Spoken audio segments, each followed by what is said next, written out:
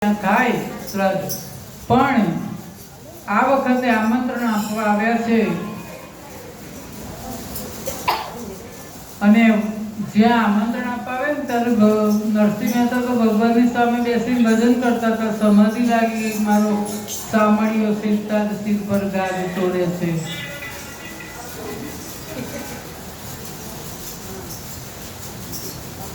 અને બંસીધર આવ્યા છે અને માણેક મેથીને કહે છે કે કાલે આપજો. આમંત્રણ આપવામાં પણ ફેર હોય. આપણા ઘેર કોઈ કંકોત્રી આપવા આવે ને કે આ કંકોત્રી લો, આટલા વાગે જમવાનું છે, ટાઈમસર આવી જજો. પ્રેમથી કંકોત્રી આપીને પ્રેમથી આપણને સમજે આમંત્રણ આપે તો જ આપણે જઈએ. એમ બંસીધરે કહ્યું કે કાલે બાપાનું શ્રાદ્ધ છે, ખબર છે, વહેલા આવી જજો અને આવીને બધું કામ તમારે કરવાનું છે, પાછું તૈયાર ભણે આવતા નહીં. ગમે તેમ બોલ્યા છે અને માણેક મેથીનો કિસ્સો ગયો. મહેતાને તો કઈ ચિંતા નહીં, એ તો ભગવાનની સામે બેહીને ભજનો ગાયા કરે. પણ માણેક મેથીનો ગુસ્સો ગયો છે ને એમણે પણ આજે જવાબ આપી દીધો કે મોટા ભાઈ, અમારી પરિસ્થિતિ નથી તો શું થઈ ગયું, પણ તમારા પિતા છે ને અમારા પિતા છે. આ વખત તો અમે શ્રાદ્ધ અમારી ત્યાં કરીશું, અમને જે મળશે તે. અમે બેન એક બ્રાહ્મણ બોલાવીશું ને ભગત ને ભક્તાણી ને ભગવાન અને બ્રાહ્મણ ને બોલાવી લઈશું.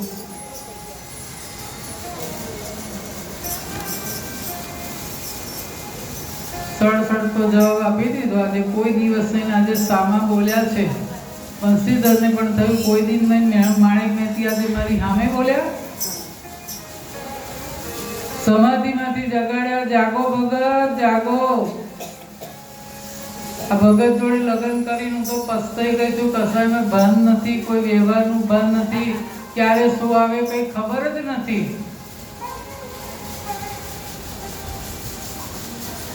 બોલો તો બધી વિગત વાત કરી કે આવી રીતે ભાઈ આયા તમે એમના જવાબ આપી દીધો. એવો જવાબ અપાય, મોટા ભાઈ કહેવાય. તો શું કે કાયમ આપણે સાંભળીને બેસી રહેવાનું? આ વખત આપણે શ્રાદ્ધ કરીશું, કઈ વાંધો નહીં, પણ ઘરમાં કશું છે તો નહીં, શું કરીશું? ઉંદરડા આવે ને તો 11 કરી બહાર જાય, ઘરમાં કશું જ નથી, શું કરીશું? લો મારી વાડી વેચી આવો ને જે સીધું સામાન આવશે ને એમાંથી આપણે કરીશું. માણેક મેથી વાડી આપી અને નરસિંહ મહેતા લેવા નીકળ્યા. બધું અનાજ પાણી બધું લઈને આવ્યા, પણ ઘી ભૂલી ગયા. એમાંથી જેટલું આવતું તેટલું લઈને આવ્યા, ઘીના પૈસા રહ્યા. ઘી વગર કેમનું થાય? માણેક મેથી કે હું ઘી વગર શું કરીશ? લો તપેલી લઈને જાઓ અને ઘી લઈ આવો.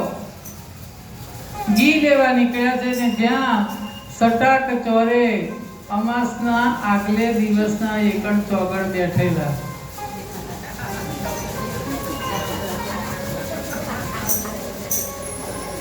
ધીરે ધીરે લાઈટો થાય.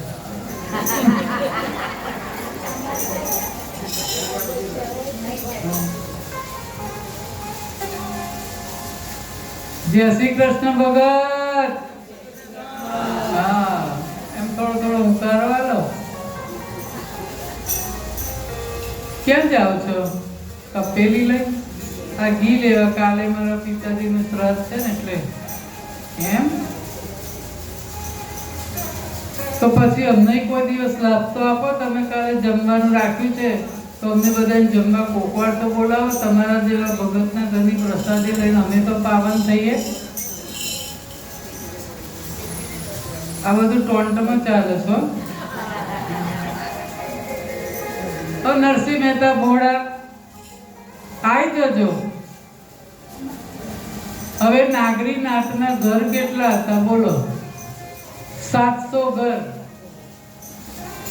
અને પહેલાના ટાઈમમાં તો કઈ થોડું, અમે બેન અમારા બે એક ઘરમાં 10, 11 હોય. ટીમ આખી ક્રિકેટની ટીમ જ હોય એક જણના ઘરમાં.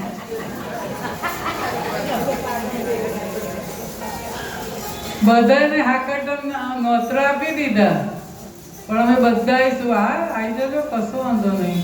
કે વટને વ્યવહાર મારો સંભાળે મોરલી વાળો, બ્રજનો વિહારી ઘનશ્યામ, કરે તો બધાએ મારા કામ.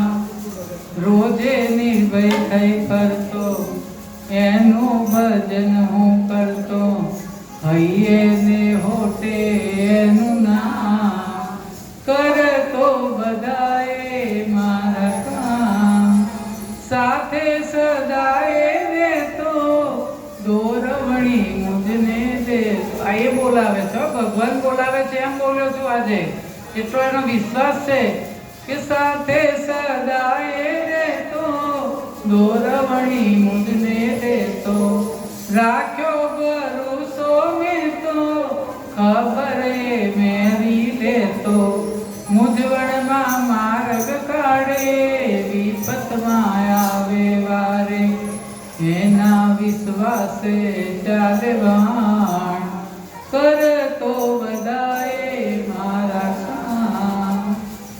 મારી ફિકર એ રાખે, ચિંતા નથી કોઈ વાતે, ભરણના મારા માથે, વહીવટ છે એના હાથે.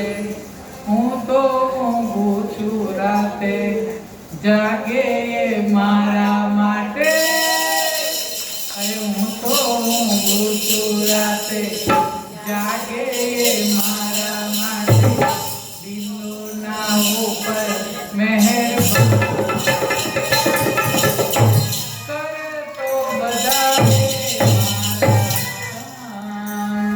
વટને વ્યવહાર જેને એને સોંપી દીધો છે ને, તો જો આપણે લગ્ન પ્રસંગ હોય અને એમ થાય કે હું જ બધું કરીશ, કોઈને કામ નહીં સોંપવું, તો થાય? બસ એક જ દિવસમાં ખાલી ગણેશ સ્થાપન જ કરી શકો.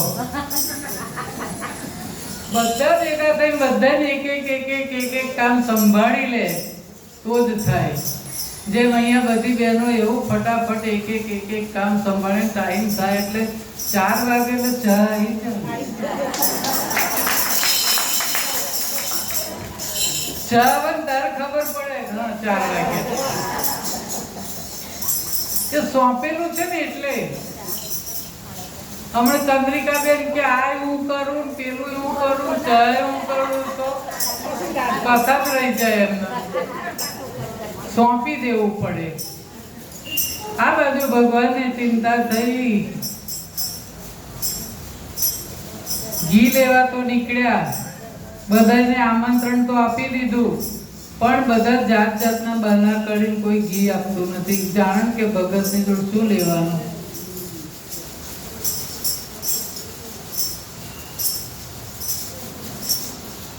એક વેપારી હશે આપણા જેવો વૈષ્ણવ, તો કહે છે કે ઘી આપો, પણ ભજન કરો ને તો આપો.